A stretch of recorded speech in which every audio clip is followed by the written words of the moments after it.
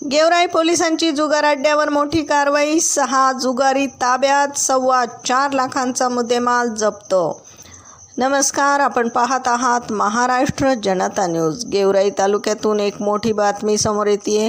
बीड जिल्ह्याचे पोलीस अधीक्षक नवनीत कावत यांच्या अवैध धंद्यांवर कडक कारवाई करण्याच्या आदेशानुसार गेवराई पोलिसांनी एका जुगार अड्ड्यावर अचानक छापा टाकून मोठी कारवाई केली आहे.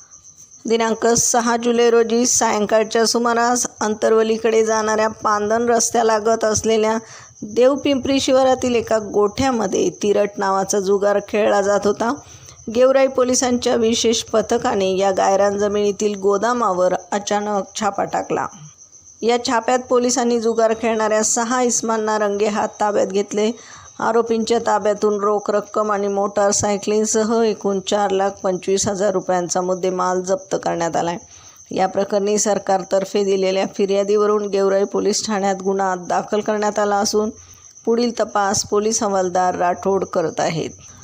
सदरची कारवाई पोलीस अधीक्षक नवनीत कावत, अपर पोलीस अधीक्षक समीर शेख, उपविभागीय पोलीस अधिकारी अनिल कटके यांच्या मार्गदर्शनाखाली किशोर पवार, आप्पासाहेब रोकडे, सुंदर राठोड, रवींद्र राऊत, धनंजय सूळ, रामराजे यांच्या पथकाने केली आहे.